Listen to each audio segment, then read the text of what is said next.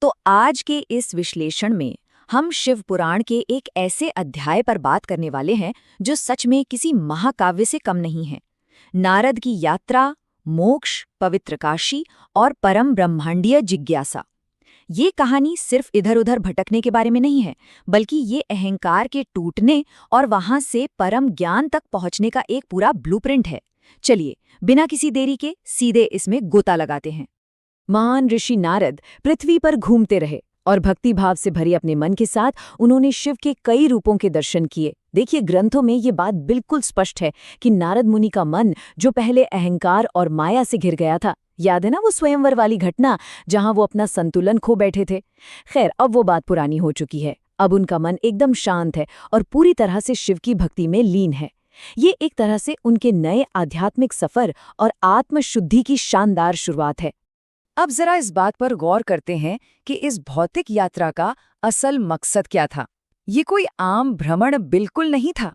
असल में ये शारीरिक यात्रा एक बहुत ही गहरी आध्यात्मिक शुद्धि की प्रक्रिया थी। ब्रह्मांड के रहस्यों को समझने से पहले खुद को जमीन से जोड़ना और अपनी आत्मा को शांत करना बहुत जरूरी होता है।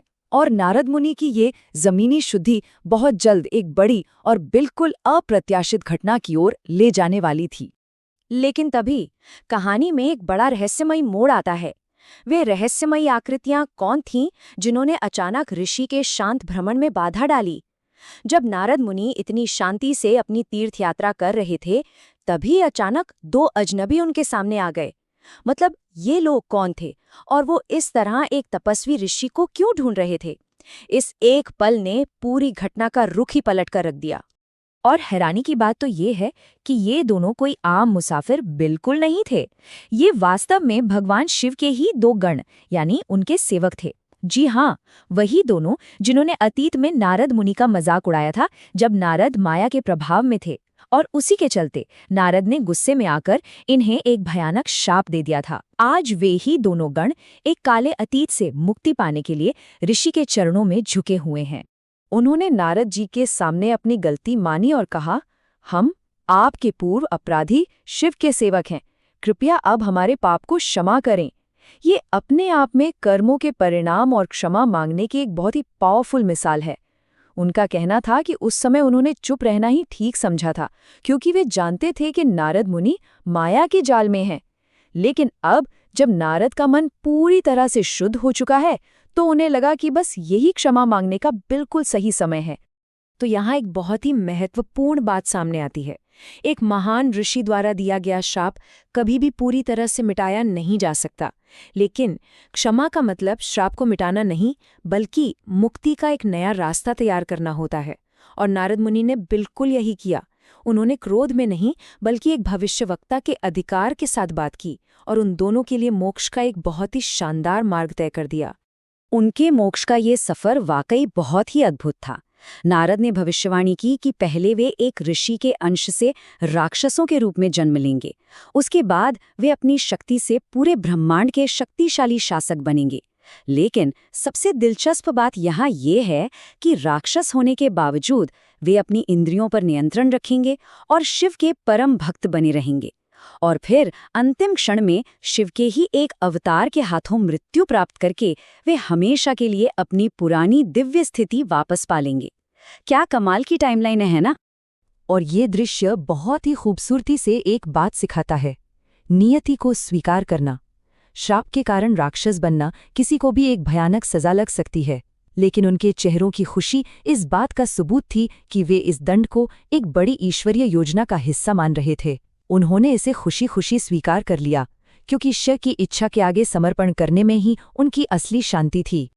इस घटना के बाद नारद मुनि की यात्रा एक ऐसे मुकाम पर पहुंचती है जिसका महत्व सबसे अलग है, पवित्र नगरी काशी। मूल ग्रंथों के अनुसार काशी कोई साधारण शहर नहीं है, बल्कि ये भगवान शिव का सबसे प्रिय स्थान है, जो आसानी से उनकी कृपा प्रदान करता है और स्वयं देवता के ही समान है। ये वो सर्वोच्च स्थान है जहाँ किसी भी आत्मा को परम शुद्धि और शिव की असीम कृपा बड़ी ही सहजता से मिल जाती है। काशी पहुंचकर नारद मुनि उस गहरी शांति का अनुभव करते हैं जिसकी उन्हें इतने समय से तलाश थी। वे शिव की गहरी और प्रेमपूर्ण पूजा में पूरी तरह मग्न हो जाते हैं।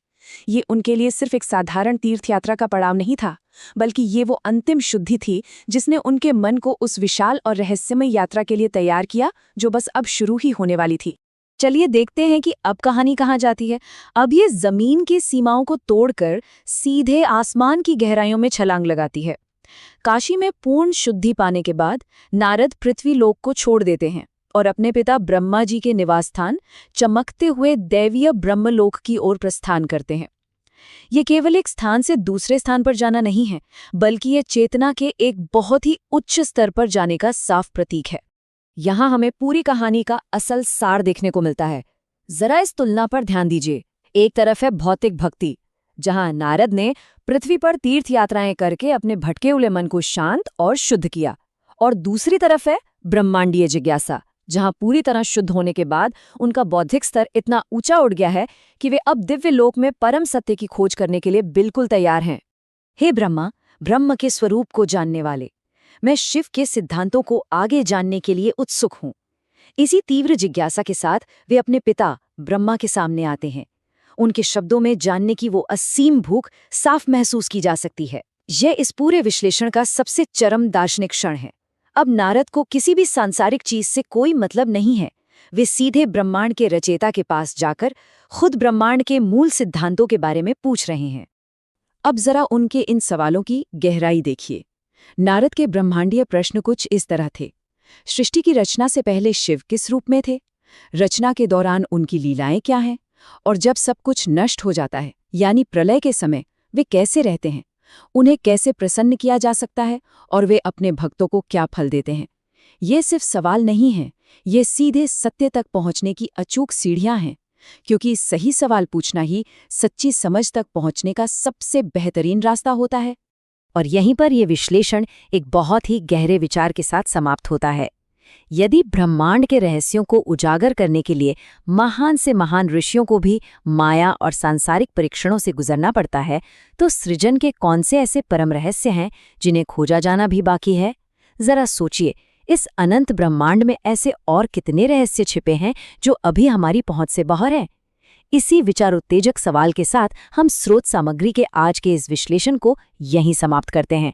सीखते रहिए और इन ब्रह्मांडीय रहस्यों पर विचार करते रहिए।